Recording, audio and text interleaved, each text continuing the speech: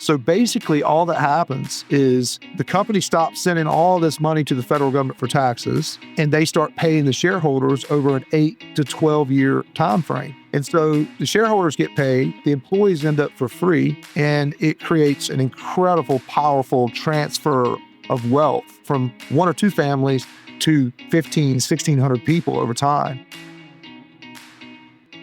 Hey there, and welcome to Under the Roof, the official podcast of Baker Roofing Company. I'm Todd Kavanaugh.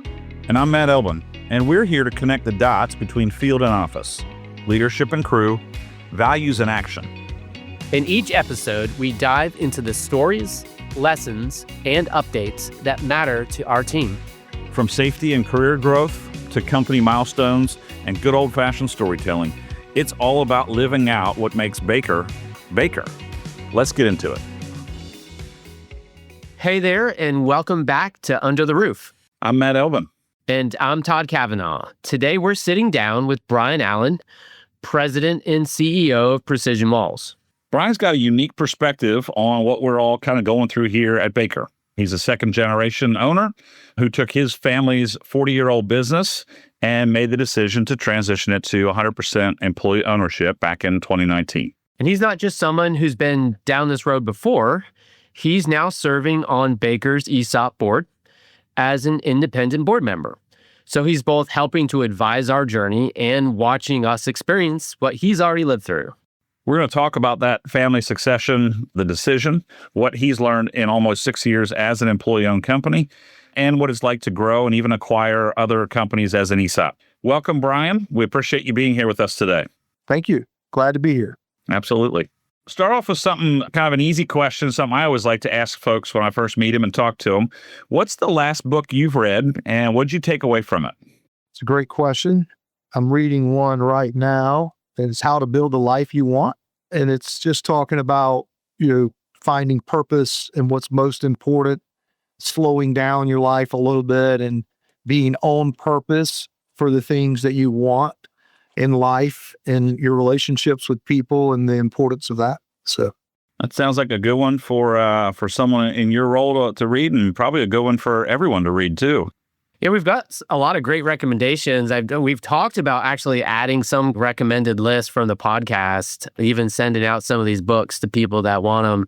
So that sounds going to make a note of that. I actually just finished the two that Mark said he was reading. I'd got them on Audible, and I've been listening to them as I've been driving around, but just finished both of those in the past week. Going back to this one's funny, Crisis in Costa Rica, the 1948 Revolution. That is what John Matthews recommended. He did. That was one of the ones he recommended. The other one. That's right. The geopolitical impact of copper, I think, was one of the other ones. So underground minerals. Yeah. So, Brian, your dad, as I understand it, started Precision Walls in 1977. What I read, a standard he called no such thing as good enough. That's a pretty high bar. What was it like growing up in that family, and how did that shape how you ran your business? It was great. I tell people this all the time. The two greatest things my parents did for me was, one, they stayed together, which was very difficult to do. My dad was in construction and really hard business at the time. That was very good for the three kids. I'm the youngest of three. And the second thing he did is he taught us it was a privilege to work, that it wasn't something we had to do. It was something we got to do. And so we've never, ever looked at work as something we had to do. It was more of, we were fortunate to be able to work. And so every break, we were working somewhere, sweeping floors on a job site or something. So it wasn't a lot of free time. Kids with too much free time get in trouble. And he didn't give us much free time. So that was one of the two things that he did really good for us that kept us moving. It's funny you mentioned that phrase, get to and have to. I've used that with my teams over the years, and even just at work, but also just coaching sports with kids. And you get to play this sport. You get to work. You don't have to do this. And it is a privilege. It's also a blessing, right? Physically be able to work and physically be able to play a sport if you're a kid or whatever. But definitely a shift in mindset these days. Absolutely. So for people who maybe don't know Precision Walls, you guys are consistently ranked in the top 10 specialty contractors in the country by ENR. Give us the quick version of what you do and how you got there. we started off years ago, we were a demountable partition company. When Dad started the company in 1977, for those first 10 or 12 years, we didn't do a ton of drywall. We did some, but mostly demountable partitions until about the mid 90s. And as that fell out of favor, we started doing more and more drywall. When I got out of college, I worked here as a kid, went through college, got out of grad school. We were struggling to really do well on drywall work. So me being young and aggressive, didn't know any better. I just wanted to become not the largest, but the best drywall company on the planet. And we talk about it all the time. And we had a good run from 97, 98 to about 2015. I remember the bonding companies came in and they were somewhat bragging on us on our run and how well we had done. And at the time, we might have been fifth largest drywall company by E&R, decent margins and all this. And less than 2% of our revenues was outside of the drywall business in 2015. And it wasn't sustainable. We needed more diversification. And so we set a goal in 2016, I think it was end of 15, that by 2019, that we wanted 15% of our revenues outside of the drywall business. And I remember one of our team members on our executive team looked at me and said, Brian, do you realize that's like $30 or $40 million with a new business we got to find? And I said, well, I think we've got to do it or we're going to be in trouble. And so we hit 22%. And today we're almost at 50% of our revenues outside of the drywall, your strictly drywall business. Now, I'm so proud of our team with that is that our drywall business has been growing at over 15% a year since 2012. So it's not like we grew a percentage against something shrinking. That's harder to grow a percentage when you're growing your drywall business. So pretty diversified in division 8, 9, 10, 11, 12. So we purchased a glass company in 2023 to add to our ESOP to get more diversification. So we're on that track of diversifying. And so back to ESOP, I think one of your questions was, how do we get to become an ESOP? And for those that don't know much about ESOP, don't feel bad. I think in 2017, I'm not sure I could spell it, didn't know a whole lot about it. We got approached. We had a lot of growth from about 2000 to about 2016. And I'm a shareholder, a steward for my family. Again, one of three kids, the person that's running the company. And so a private equity group approached us about being a platform. And they wanted to use us to grow across the country and really good offer. The guys in this PE firm were very smart. I was impressed with them. But it was probably the worst 16 months of my life. And I'm so glad I had that experience. Extremely smart, but very short-term thought process. It's a quarter-to-quarter thought about profitability. And we had never thought that way. And I walked away from that deal not because it was a bad deal. I walked away from the deal because it wasn't good for our culture and it wasn't good for our employees long-term. And that was in 2018. And I started, and through this process, I was researching top 10 E&R companies, who owns them in our space, specialty. And I figured out there was 3 or 4 of them that were ESOPs. And so I started researching ESOPs. I actually traveled and met with 3 different companies in 3 different spaces that were ESOPs. And I met with the owners, the executives, some field employees, and learned as much as I could about the positive and negatives of ESOPs and fell in love with the process. And it's incredible. It's good for everyone. It's great for the owners because you get maybe not the highest price, but you get market value as a shareholder. The employees end up with the company for free, basically, because ESOP companies, now the employees pay on what they get for taxes, and the shareholders, when they get paid for the company over time, they have to pay taxes. But when you become 100% employee owned, you stop paying federal tax at the company level. Most states don't require the state tax either. North Carolina is one of them. So basically all that happens is the company stops sending all this money to the federal government for taxes, and they start paying the shareholders over an 8 to 12 year time frame. And so the shareholders get paid, the employees end up for free, and it creates an incredible, powerful transfer of wealth from 1 or 2 families to 1,500, 1,600 people over time. And I just think it's incredible. And it's not going anywhere. It's been around since the 70s. And one of the reasons I don't think it's going anywhere is both parties like it. If from a political standpoint. The Republicans love it and the Democrats love it for different reasons. So they keep making it better, and more companies are converting to ESOP. So I'm super excited about it, more excited than ever, because now I'm working for the retirement of our employees. And there's nowhere else that you can take a field employee who would normally not have access to that type of wealth creation, and over a 30-year career, double their 401k and help that family retire more comfortably. It's just an incredible opportunity.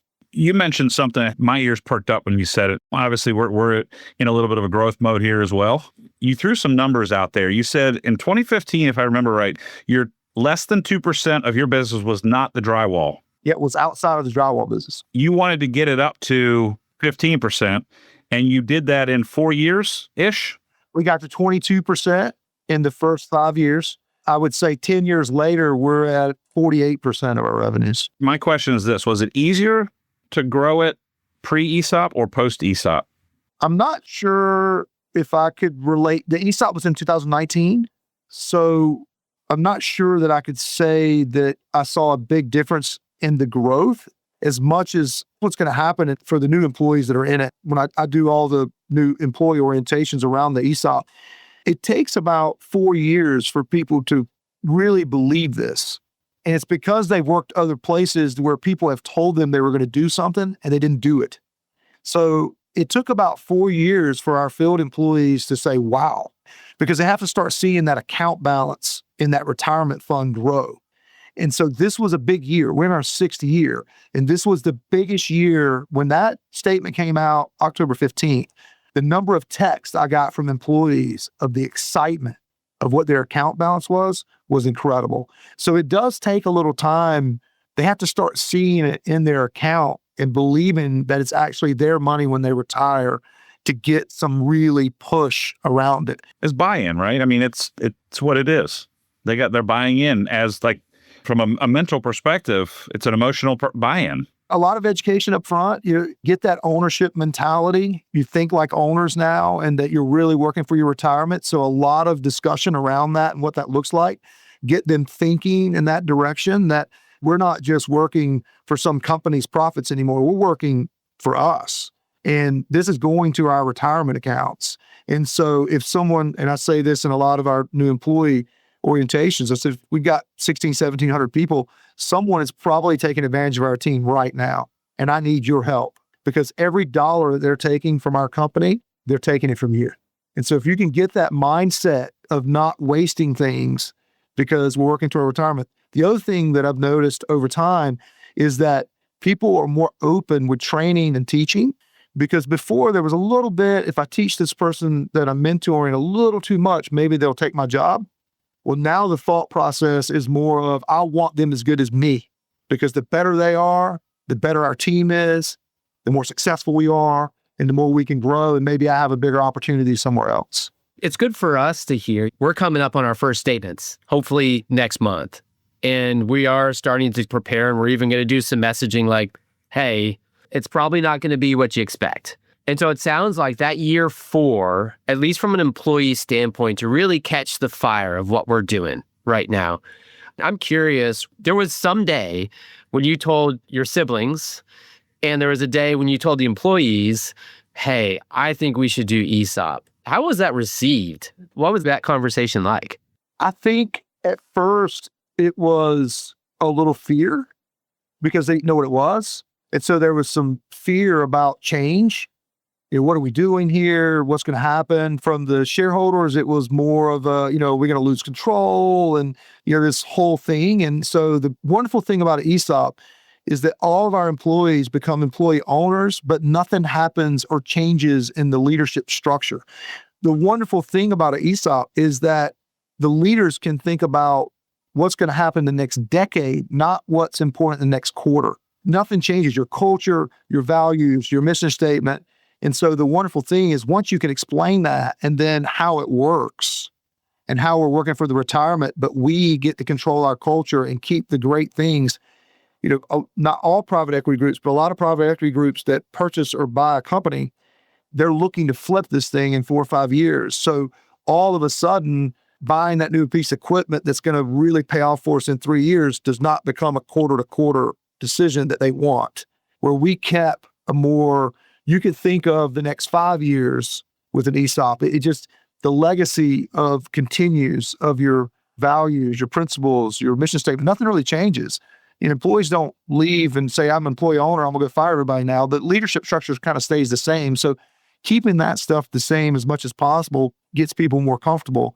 And then really it's just an extra retirement benefit. We're kind of hopping around a little bit here, Brian, just me and Matt. So, which is good. This has been fantastic. I think this is going to provide a lot of internal value selfishly to our employees. Hopefully we'll get some outside traction for it too. Here's a question. Can you give us a concrete example, whether it's a moment or a person where you saw someone really kind of catch that fire, or they're showing ownership thinking? Was there something that you observed where you're like, wow, this is really cool, the way I'm seeing some behavior change a little bit, or really embrace that culture of an ESOP that maybe you hadn't seen before in that person or in that situation?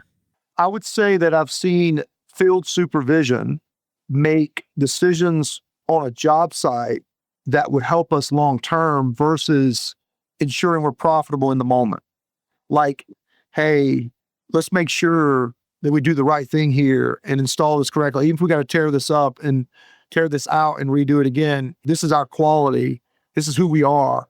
And we want the customer to want to give us another job versus, hey, it'll be okay. If we tear this out, it's going to cost us $2,000 on our budget. I'm more worried about my profitability on this job rather than I'll let someone else worry about whether we keep this customer next. There's more of a mindset of a long-term thought of we need to keep customers that love us so that we can continue to do this. And so sometimes in order to do the right thing, we might not make as much money, but it's more of a long-term thought of keeping great customers. Your dad's principle of no such thing as good enough sounds super similar to our motto of always good work. Has the ESOP changed how your team thinks about that standard or deepened it? What has been like the receptivity of your team since the ESOP to that principle? I would think that, at least we're talking about this a lot, is that we're trying to get people to make a personal commitment to their quality level. I say a lot to them, if you're not willing to sign your name that you did this, then you need to redo it. And if I can get them to take a personal commitment to quality, like if we're installing a door frame, if we have them initial in the strike that they did it, there's something about putting your personal name on something you installed that gives you a pride that you want to do it better. And so if you connect that with, hey, we're all employee owners, we're all working to our retirement, what do you want your legacy to be? And you're doing it right the first time. And so I feel like we say it all the time here, I feel like there's an epidemic issue of installing things correctly. And construction business they're all about speed. That's all they talk about. And we need to slow everybody down and do it right the first time. And there's so many reasons while that will speed up, but also your reputation, budgets, everything. When you install things 2 or 3 times, it doesn't look very good. You don't look like the best subcontractor. And so it's an epidemic. And the thing is, everybody's hiding it. Nobody wants to know that we installed it incorrectly. So our push has been slow down, install it right the first time, be proud of what you install, and make sure you're willing to sign your name to it. It sounds like you guys have bought into the idea of quality as the catalyst to good growth. That's really what you're saying there. And the team at your company is doing that quality work, willing to sign their name and say, I did that, and I'm proud of what I did. We want that same thing. You're now on Baker's ESOP board as an independent board member. What made you want to take on that role? You sound like a pretty busy guy. I believe in ESOP strategy. I believe it's an incredible thing to do for the employees. And so I've been talking to Mark about it for 3 or 4 years in our experience. And so if I can help with anything we've learned to help you guys either get there faster or make less mistakes, it gets kind of complicated, right? It's the biggest thing about an ESOP is there's a lot of compliance rules. It is regulated by the IRS and you have to do things a certain way. It's like a retirement plan. And so if I can help, we've got a 6-year kind of jump on you guys with that experience. And so my thought was that maybe I can help in some way with our experiences to help you guys either not make the same mistake or get there a little faster, because you got to make decisions as you go along. And so I can give you our experience, and then you could take that and hopefully maybe learn something from it or even do it better than we did it. Yeah, I love that. Appreciate the help for sure. Looking back at some of those things, if there is a high level thing that you're like, man, I kind of wish that we had done it this way, or we had said this sooner, or we moved in this direction differently or sooner, is there something that you would kind of identify as saying, hey, this is a key to success in the early years as an ESOP? I would say, and we did a lot of education, I would spend more time with education of how it works and connect the dots between the employee and the company's goals. And we did a good job of that. I feel like we did. However, we were in the middle of COVID. And so that made it extremely difficult to communicate. It kind of put communication face to face, even though we worked the entire time, which is pretty interesting. Only 10% of our workforce got COVID, worked every day. But it did make the whole meetings and getting people together and discussing the ESOP much more difficult in 2020. That's employees at every level. It's like they hear you, maybe. And so you got to say it 7 or 8 times. So when we first did the ESOP, I traveled to every location and did an ESOP presentation for all our employees. And I think what I would have done if I could go back is I would have kept that up every year. And then Q&A, because people are asking more questions now because their statements balances are getting higher. And so there's more education now because there's more interest. At first they said, oh, they just put something benefit in and, whether I'll be around to get it or not. And, they've heard it before. Maybe they didn't believe it. Well, now when they start seeing the statement balance, there's a lot more questions, which is very healthy because it makes the education kind of start faster, right? So I would try to increase that education as much as I can early on. The other thing we did is, which is more of a technical thing, is that we were trying to reward some of the employees that got us where we are that might be closer to retirement. So the first 5 years, we gave out more shares than we would have over a 20-year time. And so we did do that. I think that was pretty helpful. But what you got to be careful of is that as people delay retirement, when I talk to a lot of the companies, you got to make sure you have shares for new employees in 25 years. So you need people retiring and selling these shares back to the company so that you have something to give back out. So really watching that, the number of shares going out every year. And so there's studies you can do on that. You're probably fine for the first 5 or 6 years. Once you get to about the 5th or 6th year, you'll start kind of thinking about sustainability of the shares being, but that's more of a technical administrative thing. Yeah, I've wondered about that myself as I've kind of seen it down the road. It's like, well, the shares aren't unlimited. At some point you have a limited amount of shares. And so you need that like cycle of people retiring and having new people come in is all part of the lifeblood of an ESOP, right? All right. So Brian, think about the commercial construction industry and how it's consolidating, right? Private equity, roll-ups, all of that. It seems like every week or 2 or 3 in the news, you're hearing about some company purchase some other company and transfer of ownership. Do you see employee ownership as a way to compete against those types, or is it something just completely different? I think it's going to be hard for those types to compete with ESOPs. And the reason being is that you're able to keep your culture and structure and your principles and your values the same.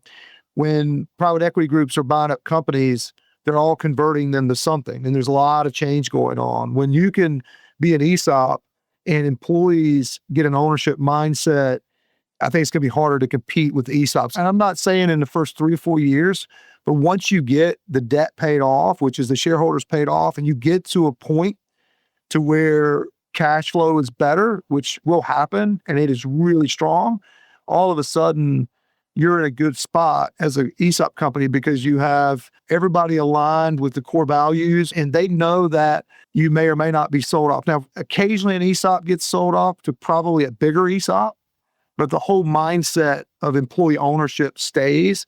And once that gets traction, I think it's extremely powerful. Yeah, and also, your ability to attract and retain top talent, which only enables your organization to perform better too.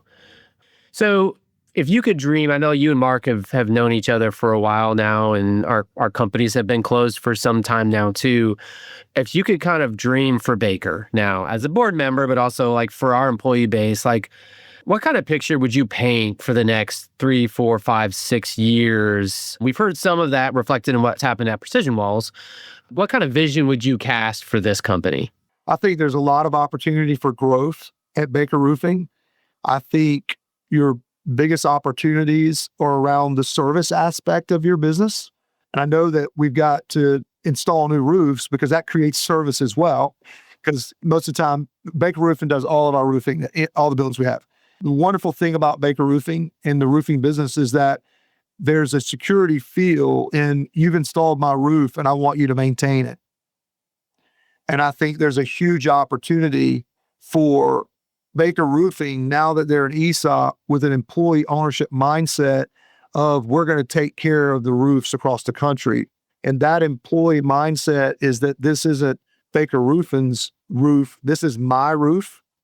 And I'm going to make sure it doesn't leak. And I will make sure it's maintained correctly because it's my reputation as a project manager to make sure this happens.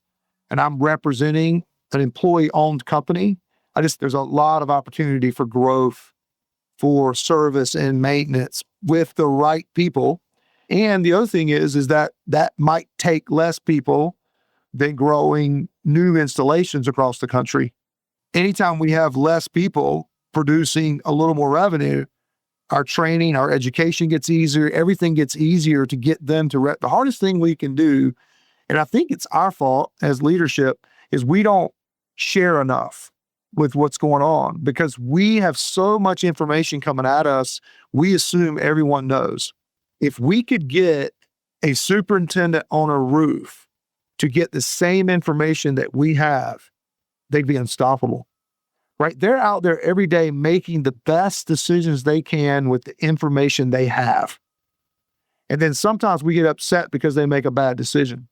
Well, I'll promise you, I don't have any employee at Precision Walls that wants to make a bad decision. They made the best decision they could with the information they have.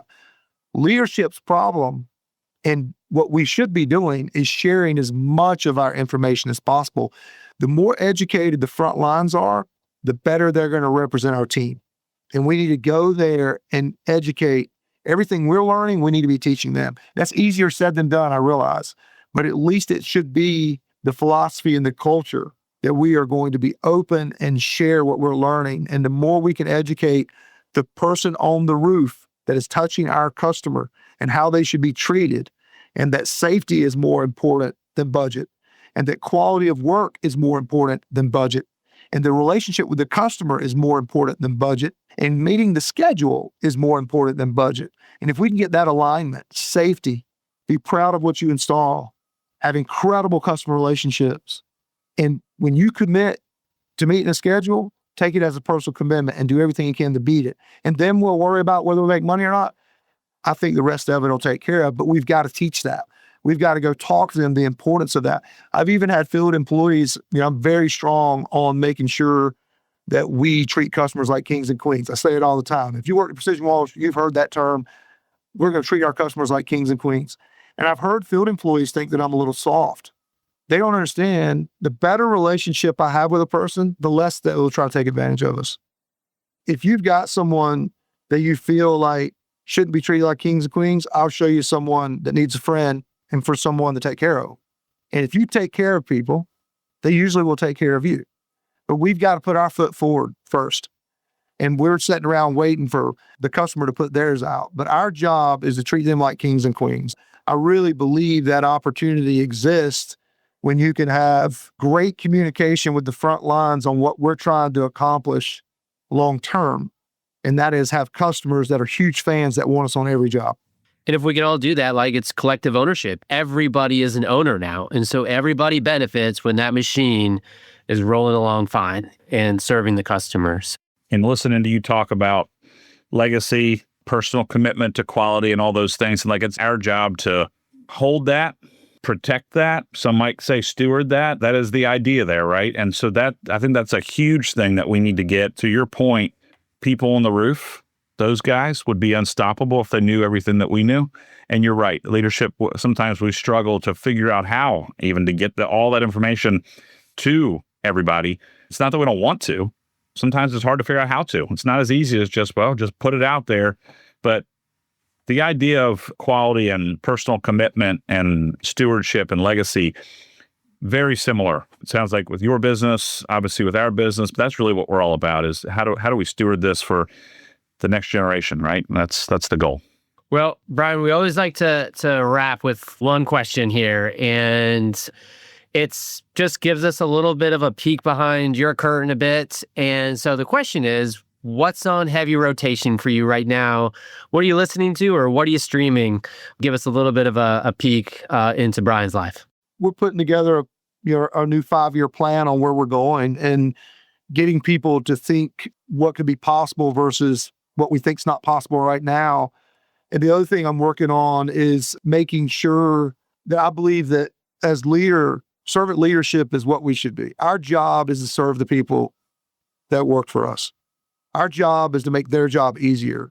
We have to change to do that, not expect them to change. And so getting our leadership thought around our job is to help them be successful.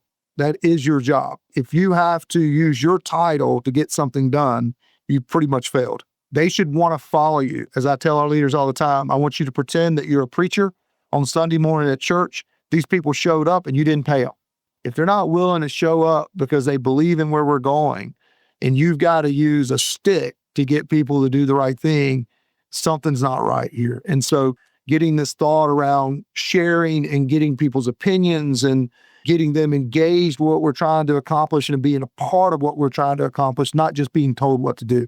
That's fantastic. And that's it for this episode of Under the Roof. Big thank you to Brian for sharing your story, for the role you're playing in Baker's journey. We certainly appreciate it. I'm excited about the value you bring and the wisdom and experience you bring as well. It's not every day we get to learn from someone who's already kind of walked the path that we're on. So thank you. Brian's been very generous with his time and his wisdom, both in this conversation and in his work with our ESOP board. If you're listening and thinking about what employee ownership means, Brian's story and Precision Wall's story is proof that it can work, that you can grow, and that the culture you build matters just as much as the structure you create. Thanks for listening. And don't forget to follow the podcast so you never miss an episode. Please don't also forget to share it with your crews. Remember, we shall do good work, at a profit if we can, at a loss if we must, but always good work. See you next time. That wraps up this episode of Under the Roof. Thanks for joining us and being part of the Baker Roofing family. If you liked what you heard, share it with your crew. Hit the follow button and keep the conversation going wherever you work. We're here to keep you informed, inspired, and included, because the more connected we are, the better we work together. And as always, we'll leave you with this. We shall do good work, at a profit if we can, at a loss if we must, but always good work. See you next time.